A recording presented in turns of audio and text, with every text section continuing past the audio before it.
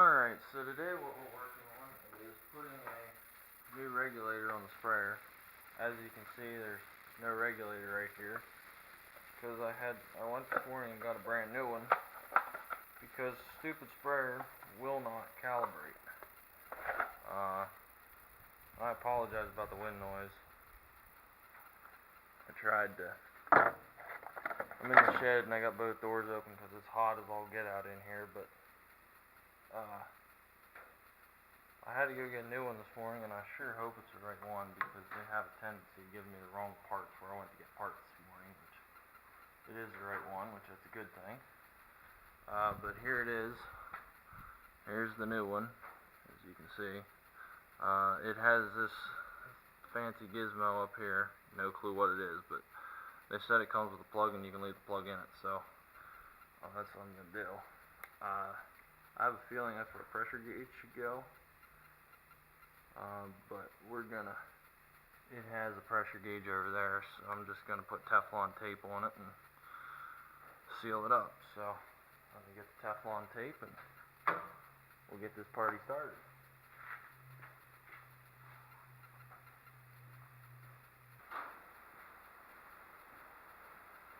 Alright, so I can't find the Teflon tape, so we're going to go with plan B and use Formaseal, which is not my first choice to use because I don't know how it's going to react with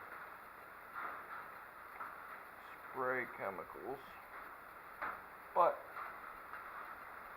I need it, so that's what we're going to use. Smear it around there and get it all over your fingers.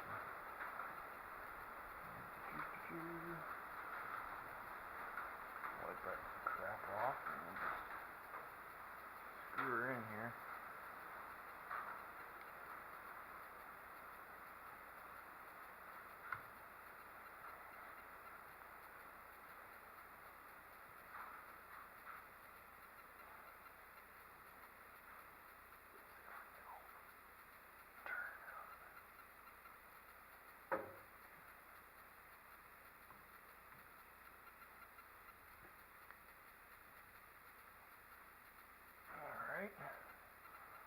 Guess I ought to put some on this little doodad too and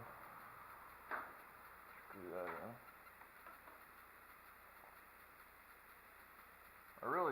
This really wasn't the one I wanted, but it's the one they had. I went to our local farm supply dealer. They deal with McCormick tractors and Hardy sprayers, so I thought they'd have the one I needed, but they didn't. So they gave me one that was similar, and it was like 20 bucks more, so wasn't too thrilled about that. Let's see, and now I need an adjustable wrench.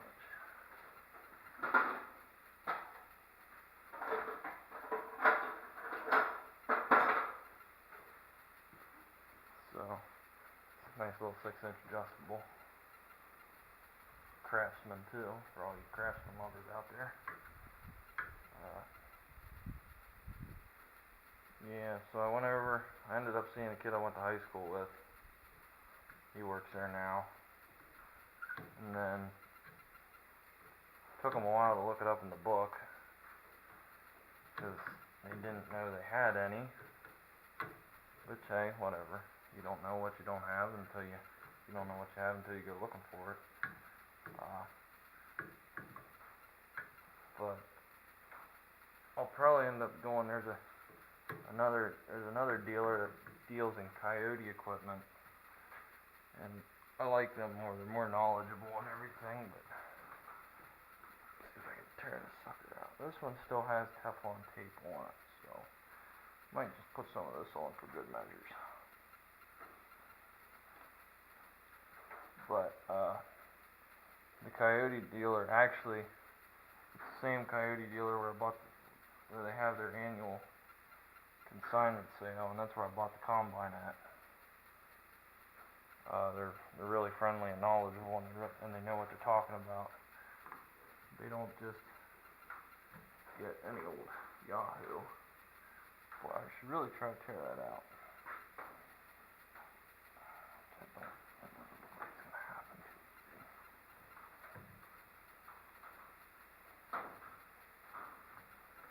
Hope this joker starts because, like I said, they do have a tendency of giving me the wrong part.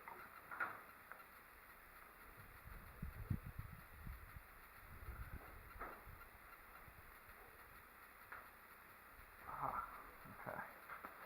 Now we got it started. Now I need that 10-inch adjustable I had.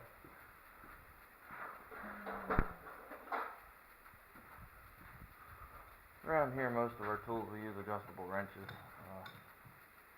because you never know what size it is until you go looking for it.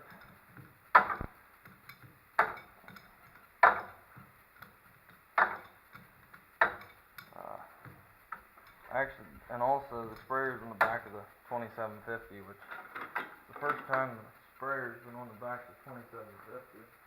Usually we use the 3020 to spray with, but this has a nicer cab and a better and it has a fan that works. The 3020 has a cab on it. If you follow me on Instagram, Farming or Fixing, you'd see the picture of it. But it's not running right at the moment.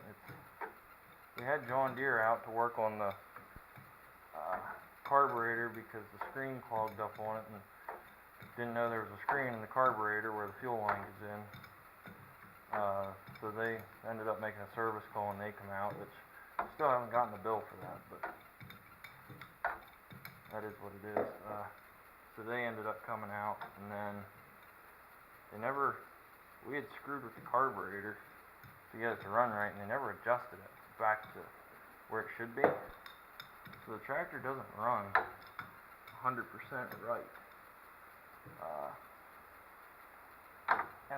And this one here, I gotta spray across the road. There's some road travel in where I gotta go spray. And this one here, the 3020 needs a new tie rod in the front end because the front wheel shimmy something terrible going down the road, and it's just a matter of time until they end up breaking, and then you'll get a breaking going down the road, and then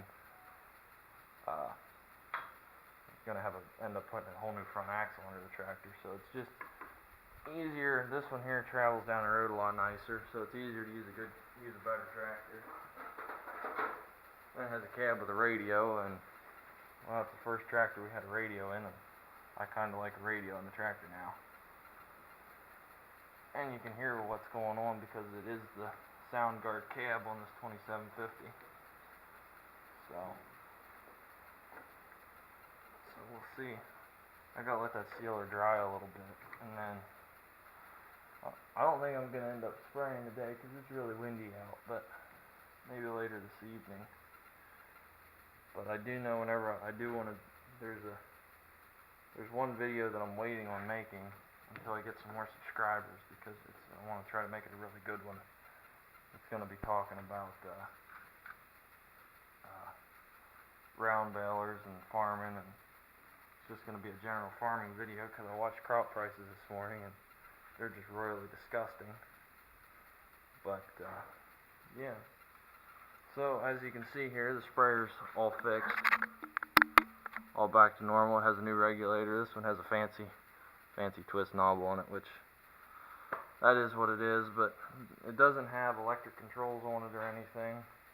It does have foam markers, but they don't work.